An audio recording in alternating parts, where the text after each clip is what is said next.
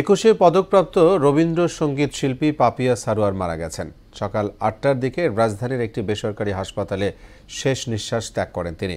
কয়েক বছর ধরে জনপ্রিয় এই শিল্পী ক্যান্সারের সঙ্গে যুদ্ধ করছিলেন।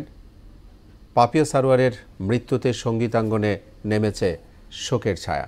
গুনিয়ে শিল্পীর জীবনের খানিকটা তুলে ধরা হচ্ছে ডেস্ক রিপোর্টে।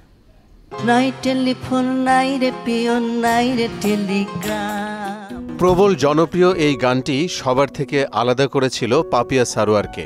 বাংলা সঙ্গীত প্রেমীদের কাছে ৮০ দশকের গানটি আকাশছোঁয়া জনপ্রিয়তা অর্জন করে। হৃদয়ে আলোড়ন তোলা মধুময় এমন গান আর কখনো গাইবেন না সেই কণ্ঠশিল্পী পাপিয়া সারোয়ার। দীর্ঘদিন ক্যান্সারে ভুগে না ফেরার দেশে পাড়ি জমিয়েছেন গানের জগতের এই নক্ষত্র।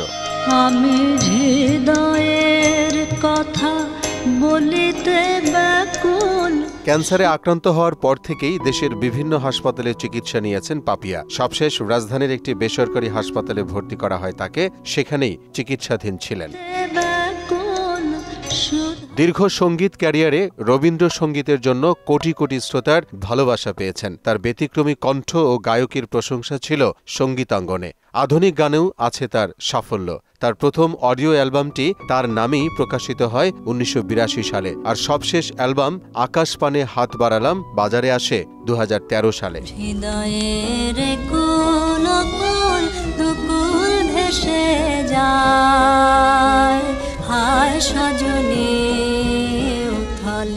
পাপিয়া সারোয়ার ১৯৫২ সালে ২১ নভেম্বর বরিশালে জন্মগ্রহণ করেন। ছোটবেলা থেকেই রবীন্দ্রসঙ্গীতের প্রতি তার ছিল আলাদা একটা টান। ছায়ানট বুলবুল ললিতকলা একাডেমিতে গান শিখতেন। দেশ স্বাধীন হওয়ার পর তিনিই প্রথম ভারত সরকারের বৃত্তি নিয়ে বিশ্বভারতী বিশ্ববিদ্যালয় থেকে রবীন্দ্রসঙ্গীতে স্নাতক করার সুযোগ পান।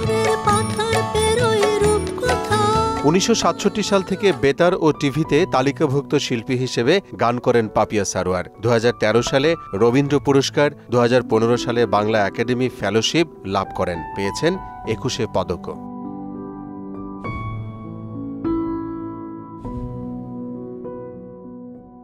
মোহাম্মদ ওয়ালিউল্লাহ, মোহনা সংবাদ।